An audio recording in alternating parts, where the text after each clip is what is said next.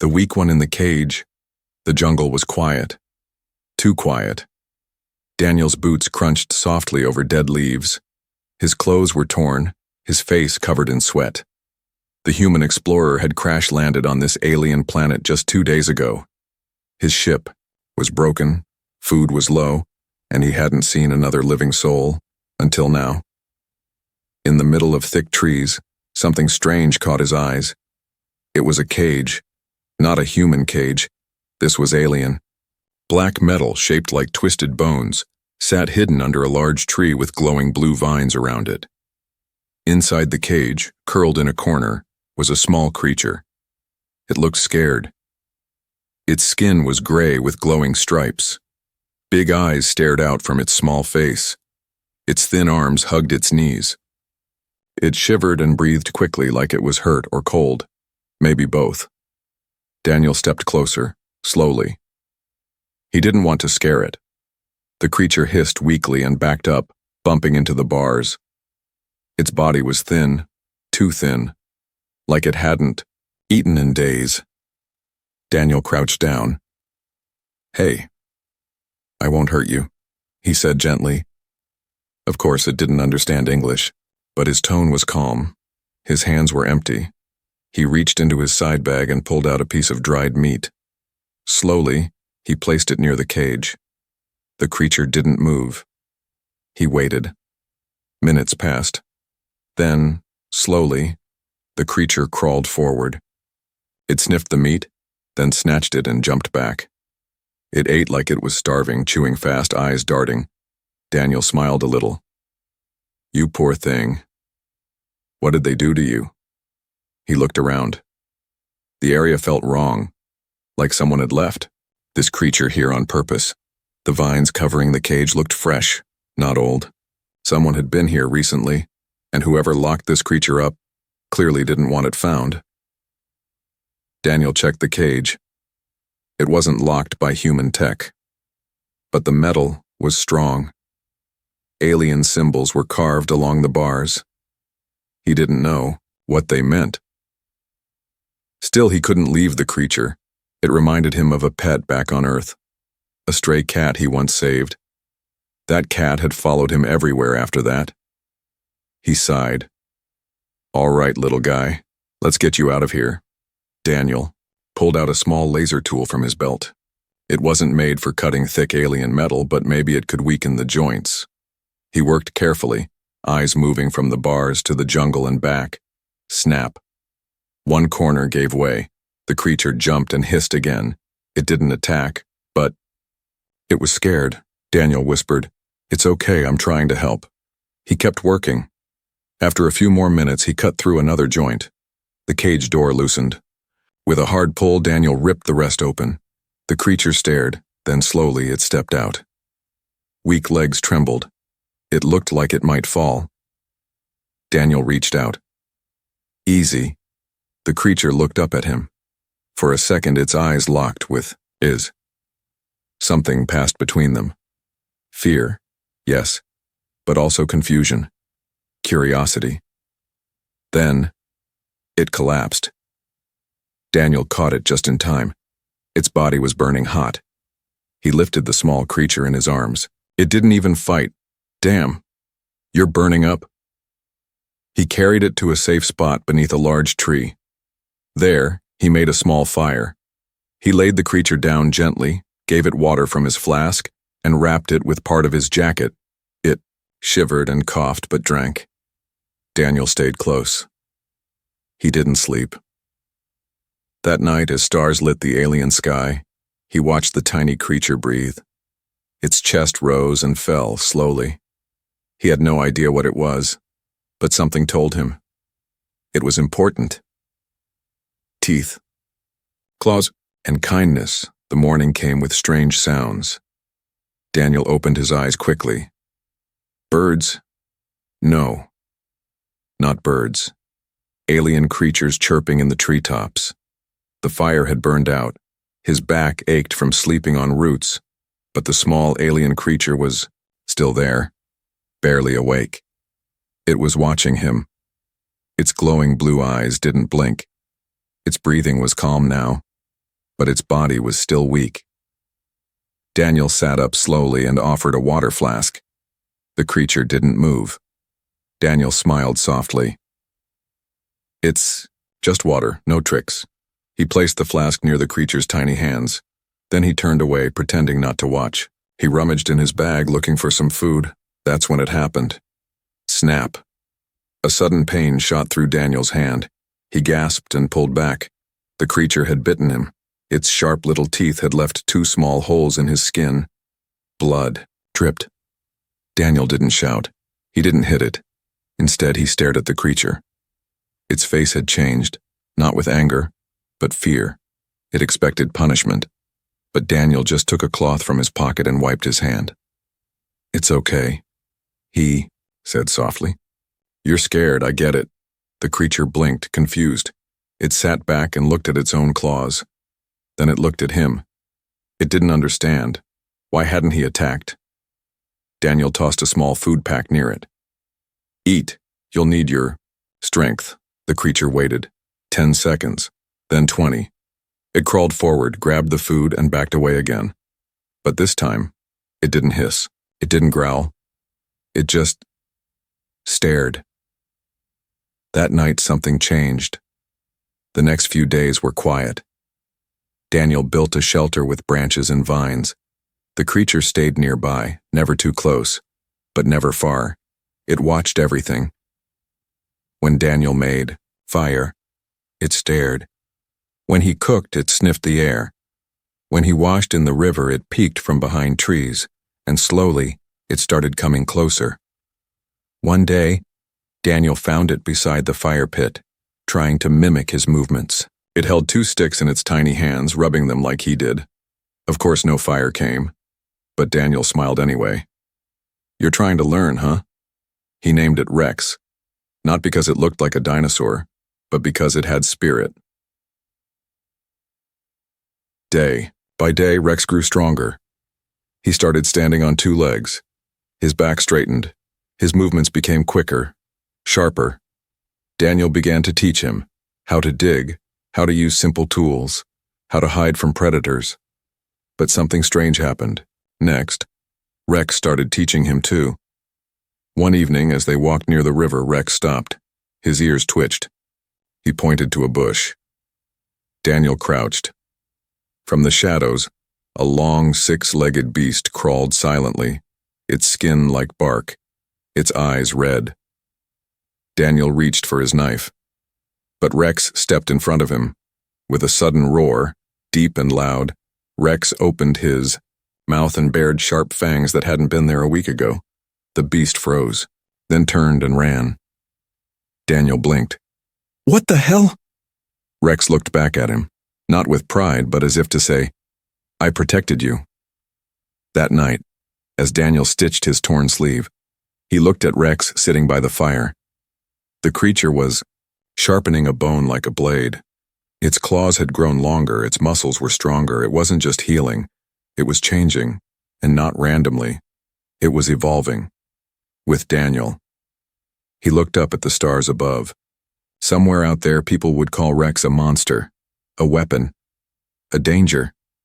But here, under the dark alien sky, he was just a little creature who had once been locked in a cage. And now, he was free, because someone showed him kindness.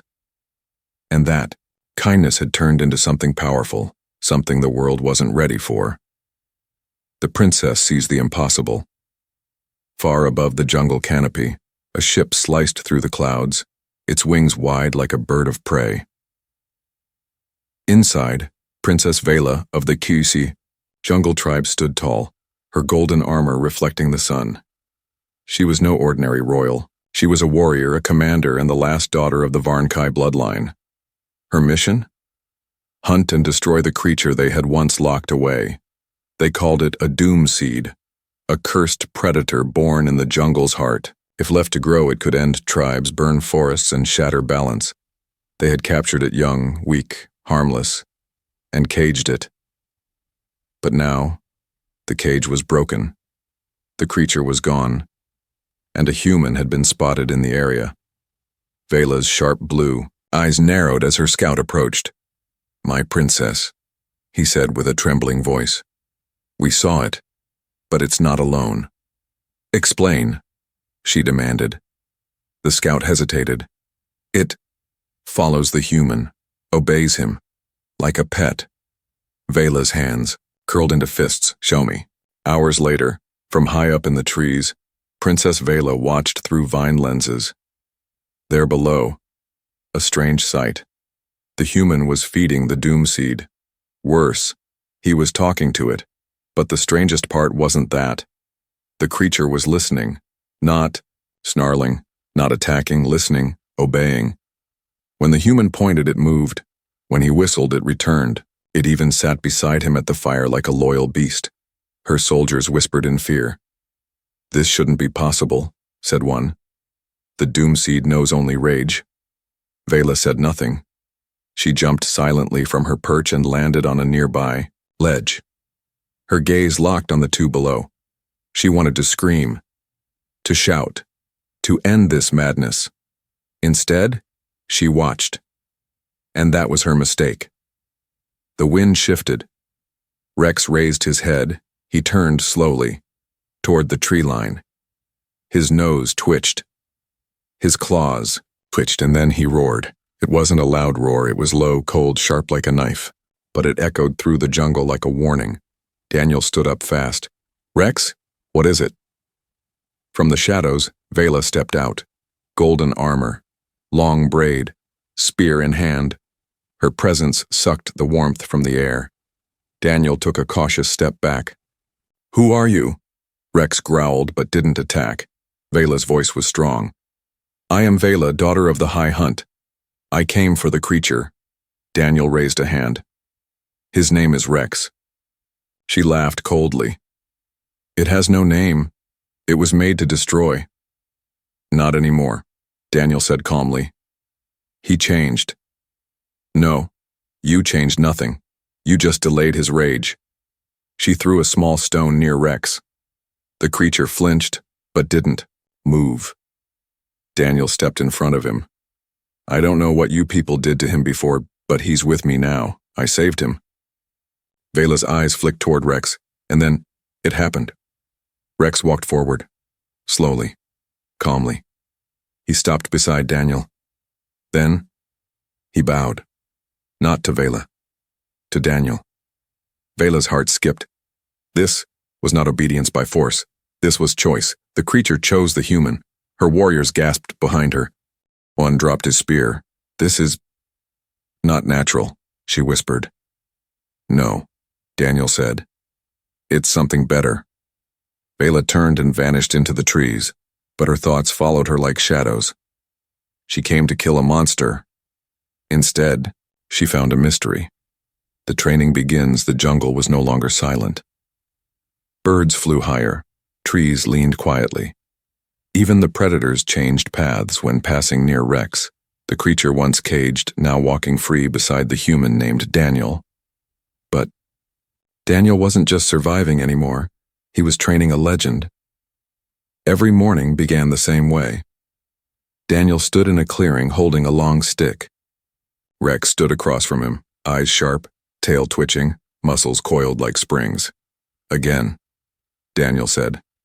Rex charged, but not wildly, not like a beast, with balance, with purpose. He leapt, claws out, but pulled back at the last second, just like Daniel taught him. The stick tapped Rex's leg. He growled in frustration. Daniel nodded. "Better. But watch your footing." They trained for hours, climbing trees, jumping from rock to rock, crawling through thick roots, tracking hidden marks.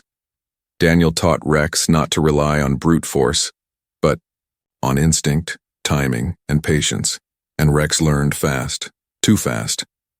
By the end of the week, Rex could track prey without sound. He could climb faster than a panther and jump higher than Daniel thought possible. But it wasn't just physical.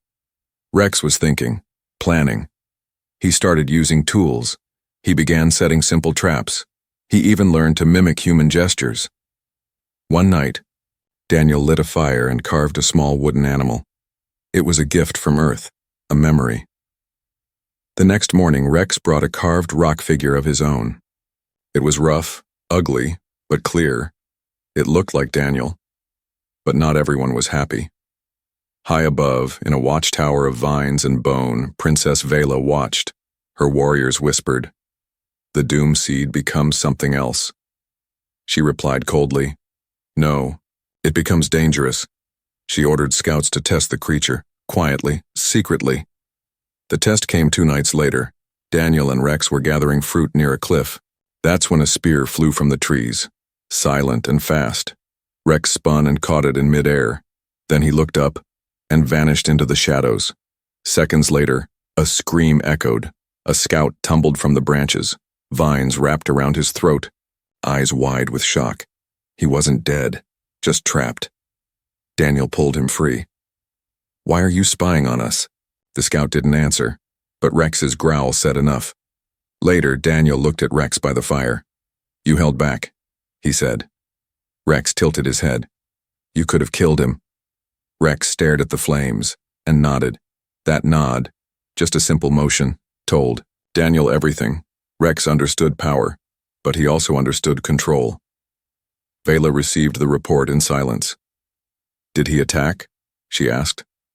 "No," the scout said. "He spared me." Vela stared at the stars. A week ago, that same creature would have torn through bone and armor. Now it followed rules. Human rules. She clenched her jaw. "This changes nothing," she said. But deep inside her, something was changing. That night, Daniel sat near Rex. The stars above blinked slowly, like eyes watching their bond. Daniel whispered, "They're going to test us again." Rex looked up. Daniel smiled. "Good. Let them." Because this time they wouldn't be facing a wild creature, they'd be facing something new, a warrior born of jungle fury, trained by a human heart. The challenge of fire. The drums began at dusk. Their sound echoed through the jungle like a heartbeat of war, deep, steady, and ancient. Daniel heard them while sharpening a spear. Rex stopped mid-motion, eyes narrowing, ears twitching. Something was wrong. Then came the glow. Flames lit the treetops in the distance. Not wildfires, ceremonial torches, dozens, maybe hundreds. They were being summoned. The jungle was calling. That night, Daniel and Rex stood at the edge of a wide clearing surrounded by alien warriors. Their armor was made of bone and bark, their faces painted with war symbols. The ground was marked with glowing red lines. In the center stood a high stone platform, and on it stood Princess Vela. She raised her hand, and the drums stopped. Her voice carried across the silence like a sword. "Outsider, you have taken what is not yours. You trained a cursed one. You brought change where we swore there would be none." Daniel stood firm. "I saved his life." "You challenged our law," she said. "So now you face our fire." The warriors stomped the ground. The challenge of fire had begun. Daniel didn't understand the rules, but Rex already moved forward. Vela continued. 3 trials. 1 beast. If he survives, your bond is honored. If he fails, both of you die. Daniel looked at Rex, then nodded. "You ready, buddy?" Rex growled low. His tail snapped once like a whip. He was ready. First trial, the Flame Dancers. 3 masked warriors entered the ring, spinning burning staffs. They moved fast, their steps in rhythm with the renewed drums. Fire whirled like angry snakes. They attacked together. Rex dodged the first spin, leapt over a burning staff, and rolled beneath the second. His movements were clean, focused, not wild, not angry. The crowd gasped as he knocked one warrior back with a kick, then spun and disarmed the second. The third came from behind, but Daniel shouted, "Behind you!" Rex spun and caught the fire staff barehanded. Fire licked his skin, but he didn't flinch. He roared and snapped the weapon in 2. The Flame Dancers retreated. First trial, 1. Second trial, the Stone Beast. A gate opened, and something massive stomped out. A creature built of armor, scars, and muscle. Its breath hissed like steam. Horns curved over its head. It was not a fighter. It was a living tank. Rex didn't rush. He circled, eyes watching, measuring. The beast charged. Rex dodged once, twice. On the third run, he jumped, not back but onto the beast's head. He climbed fast, claws digging in, then struck its eyes. The creature roared and shook violently. Rex flew off, hit the ground hard, but rolled, landed on his feet, and leapt again. This time, he struck the beast's throat. One loud crack. Silence. The beast collapsed. Second trial, won. Third trial, the silent death. Everyone quieted. From the crowd stepped a single alien, tall, masked, and holding twin knives. He made no sound. Rex crouched. Ready. The figure moved like a shadow, striking with blinding speed. Rex took a slash to his shoulder. First blood. Daniel shouted, "Focus, don't chase him, trap him." Rex paused, listened, then he backed into the fire pit's smoke. He vanished. So did the silent assassin. For 10 seconds, no one moved. Then, out of the smoke, a scream. The silent one flew out, crashed to the ground. Rex followed, panting, blood on his claws. The crowd stood. Third trial, won. Princess Vela stood frozen. The Doomseed had not just survived. He had adapted, overcome, and spared lives he didn't need to spare. The law was clear. She stepped down from the stone and walked toward them. The crowd waited. Rex stood tall, but breathing hard. Daniel placed a hand on his side. Then, Vela did the unthinkable. She dropped her spear and kneeled before both of them. The jungle gasped. Daniel was speechless. "I don't want power," he said. "We didn't come to rule you." Vela raised her head. "Then what do you want, human?" Daniel looked at Rex. "Peace," he said. "And maybe a chance to teach you what he taught me." Vela stood slowly, her expression unreadable. "You may have just changed our world," Daniel smiled. "Or maybe we just started fixing it." On her knees, it had never happened before. Not in 100 years. Not even in the oldest jungle song sung by the tribal elders. The princess had knelt, not to a king, not to a god, but to a human and the creature he raised from a cage. And now, the jungle itself seemed to hold its breath. Vela's fingers trembled as they touched the ground. Her golden knee armor brushed the earth. Before her stood Daniel, dirt on his boots, sweat on his brow, and blood drying on his arm. Beside him stood Rex, chest rising and falling, blue eyes glowing like twin stars. Whispers spread through the circle of warriors. "Is this surrender?" "No. This is the law." Vela raised her head slowly. "You have won," she said, voice tight but steady. "By our right, by fire and trial. The Doomseed obeys no master, yet it follows you. That means you are no longer outsider." She turned to the crowd. "By the law of the hunt, this human is now bloodbound to the wild." The warriors bowed their heads. Daniel looked stunned. "Wait, what does that mean?" Vela stood tall again. "It means you belong to us now." That night, the jungle drums turned soft, no longer calling for battle but for ceremony. Fires lit the trees. Alien dancers moved in circles, their movements slow and graceful. Fruits and smoked meat were laid on stone platters. Vela sat on a carved throne of vines, but Daniel was given a seat beside her. No outsider had ever sat there before. And Rex? He was treated like a legend. Children touched his fur. Elders offered him rare glowing roots to eat. Warriors placed bone necklaces around his neck like trophies. But Rex didn't puff his chest. He didn't roar. He stayed close to Daniel, quiet, calm, and always watching. Later, under the moonlight, Daniel stepped away from the crowd. Vela followed. They walked through the dark trees in silence, only fireflies lighting the path. Finally, she spoke. "Do you know what they used to call your creature?" Daniel shook his head. "Zur. It means curseborn." We believed it would destroy everything it touched.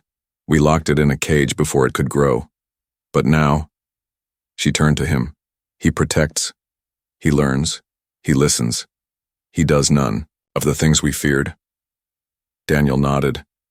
He only needed one thing no one gave him: kindness. Vela's eyes met his. You didn't just raise a predator. You changed its soul. There was silence between them for a moment.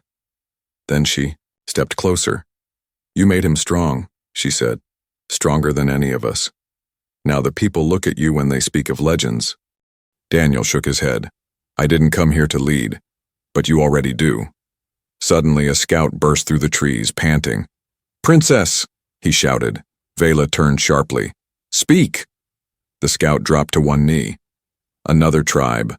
The Black Claws. They saw the trial. They believe we broke tradition. They call the Doom Seed an abomination. And they're coming. Daniel stepped forward. How many? The scout's eyes widened. All of them. Warships are already flying. Vela's jaw tightened. So this is their answer, she said coldly. They'd rather burn the jungle than accept change. Daniel looked at Rex, who had silently joined them. Then we stand together, he said. Vela looked at him and, for the first time, truly smiled. Not the smile of a warrior, but of someone who had finally found an equal. Protector of the tribe war came with fire. The jungle sky turned red as Black Claw warships hovered above the treetops. Their engines roared like thunder, sending waves of heat through the ancient forest. From the north, black-armored warriors marched, each one taller and stronger than the last, carrying bone spears tipped with glowing acid. Their faces were masked. Their goal was simple: destroy the Doom Seed.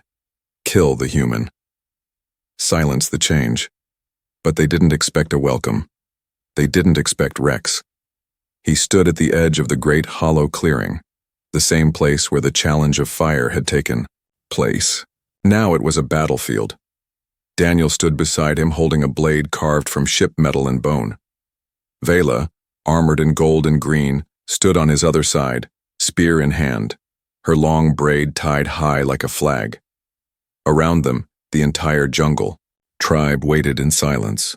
Warriors, elders, hunters, even children. But their hope rested on the strange trio standing at the front. A human, a princess, and the predator who once lived in a cage. The Black Claws stormed forward, and Rex moved. Not with anger, but with precision. He leapt like thunder.